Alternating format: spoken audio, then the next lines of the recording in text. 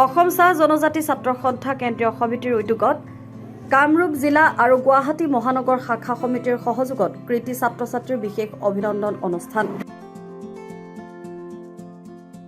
অনুষ্ঠানত 2026 বৰ্ষৰ উচ্চ মাধ্যমিক আৰু উচ্চতৰ মাধ্যমিক চূড়ান্ত পৰীক্ষাত 75%তকৈও অধিক নম্বৰ লাভ কৰি উত্তীৰ্ণ হোৱা 500 কৃতি ছাত্ৰ ছাত্ৰীক সম্বৰ্ধনা জ্ঞাপন কৰা হয়। বিশিষ্ট বক্তা, বিশিষ্ট লেখক, সাহিত্যিক ময়ূৰ বৰা লগতে আসুৰ মুখ্য উপদেষ্টা ডক্টৰ সমুজ্জ্বল কুমাৰ ভট্টাচাৰ্য আৰু ND24ৰ মুখ্য সম্পাদক ৰাজদীপ বাইলুং বিশেষ সন্মানীয় অতিথি হিচাপে উপস্থিত থাকে।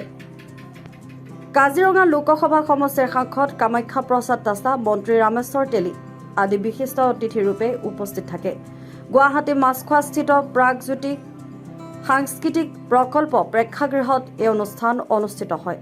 চাহ মানুহৰ মাজত চাহ জনগোষ্ঠীৰ চাহ বাগিচাত যিসকল মানুহবিলাক বসবাস কৰিছিলে তেওঁলোকৰ ভূমি অধিকাৰ নাছিল আৰু মেক্সিমাম চৰকাৰী চাহ বাগিচাবিলাকত বসবাস কৰা মানুহবিলাকৰ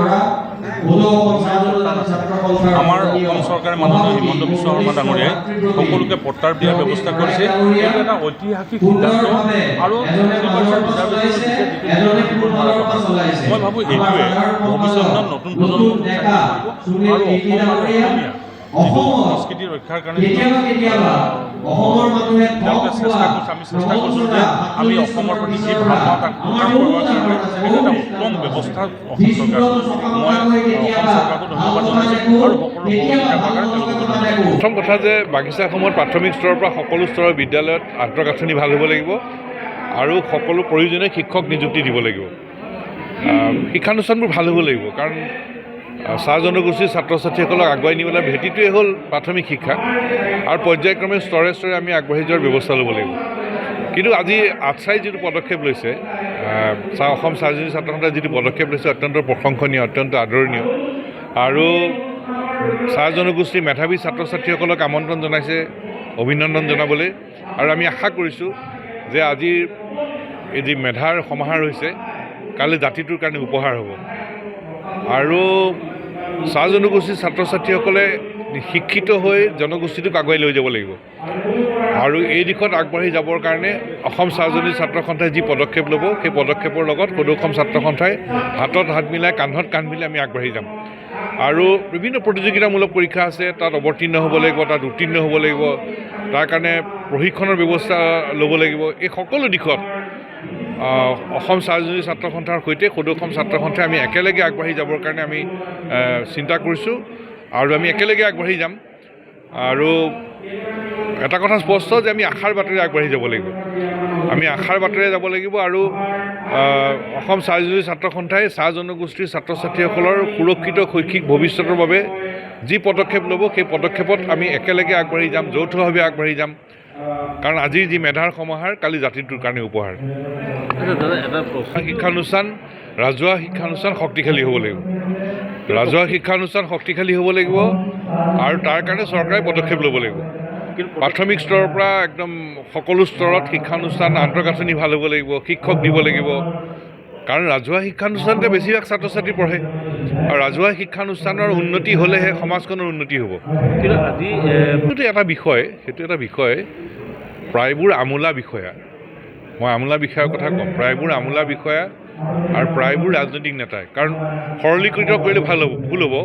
বহু আমোলা বিষয়া, বহু ৰাজনৈতিক নেতাৰ ল'ৰা ছোৱালীও চৰকাৰী মাধ্যমৰ স্কুলত পঢ়ে, ৰাজহুৱা খণ্ডৰ শিক্ষানুষ্ঠানত পঢ়ে, কিন্তু প্ৰায়বোৰ আমোলা বিষয়া, প্ৰায়বোৰ ৰাজনৈতিক নেতাৰ তেওঁলোকৰ ল'ৰা ছোৱালীবোৰ আমাৰ শিক্ষানুষ্ঠান নপঢ়ে আৰু সেইকাৰণে আমাৰ সমস্যাবোৰ আমোলা বিষয়া বা প্ৰায়বোৰ ৰাজনৈতিক নেতাই বুজি নাপায়।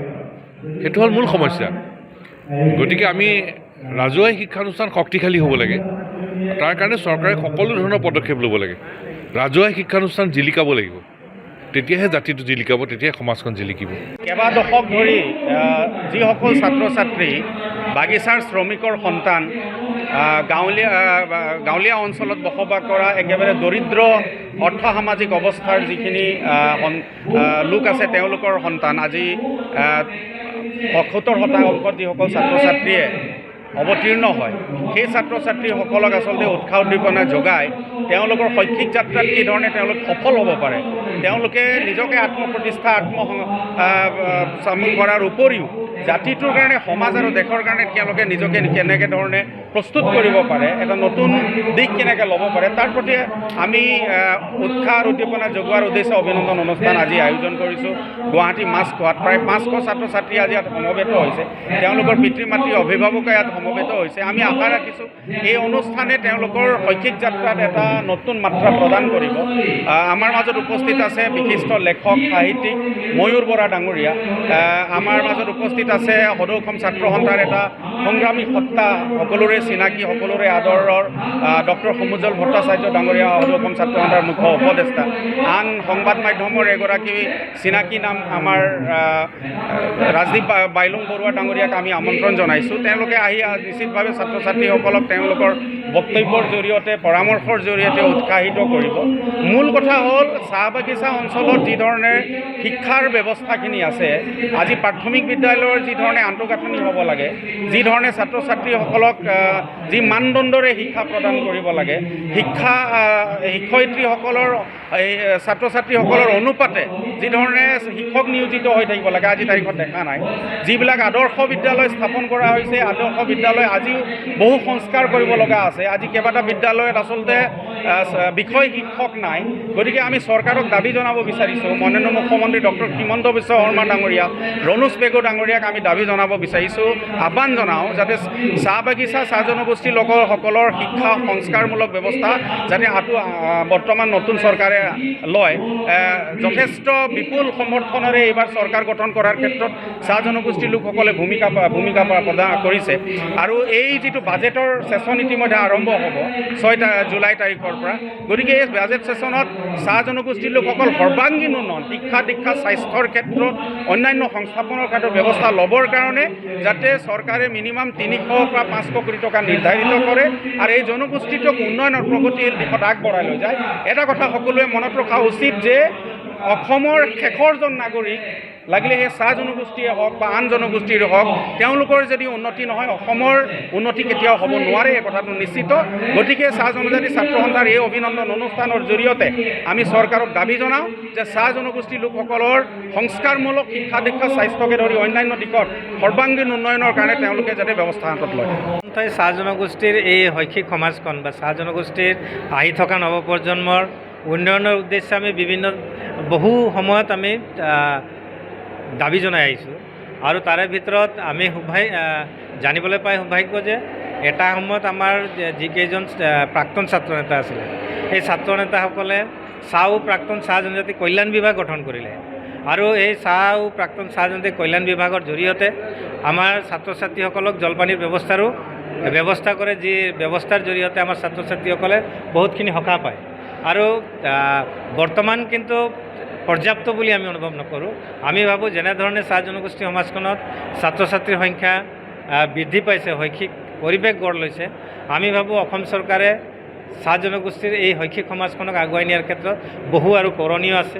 আমি দেখিছোঁ চাহ বাগিচাসমূহত বিদ্যালয় নিৰ্মাণ কৰা হৈছে, কিন্তু বিদ্যালয় নিৰ্মাণ কৰিলে কি হ'ব, এই বিদ্যালয়সমূহত উপযুক্ত শিক্ষকতাৰ প্ৰয়োজন আছে। আৰু আমি দেখিছোঁ প্ৰাথমিক লেভেলৰ শিক্ষয়িত্ৰী তেওঁলোকক উচ্চ মাধ্যমিক বিদ্যালয়সমূহত তেওঁলোকক শিক্ষকতা কৰাবৰ বাবে নিযুক্তি দিছে। গতিকে এইটো অতি দুৰ্ভাগ্যজনক কথা। গতিকে অসম চৰকাৰক আমি আহ্বান জনাওঁ যে চাহ জনগোষ্ঠীৰ একমাত্ৰ অস্ত্ৰ বা সম্পদ ইয়াৰ উঠি অহা নৱপ্ৰজন্ম। গতিকে এই নৱপ্ৰজন্মক যদি আগুৱাই নিবলৈ হ'লে অসম চৰকাৰে শৈক্ষিক ক্ষেত্ৰত চাহ জনগোষ্ঠীৰ শৈক্ষিক পৰিৱেশটো ঠিক কৰিব লাগিব, এই সমাজখনক আগুৱাই নিয়াৰ ক্ষেত্ৰত পদক্ষেপ গ্ৰহণ কৰিব লাগিব। গুৱাহাটীৰ পৰা বিশ্বজিৎ সাহাৰ ৰিপৰ্ট, NJ মিডিয়া।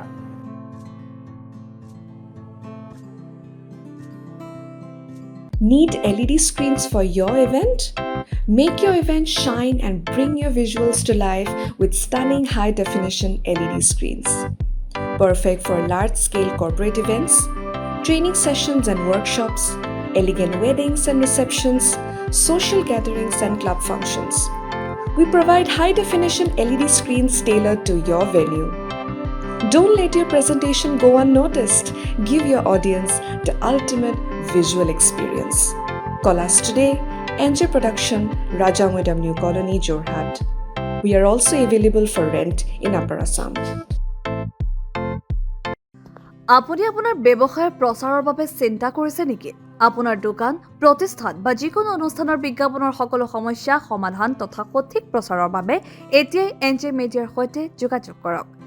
আমাৰ যোগাযোগ নম্বৰ 8638916352।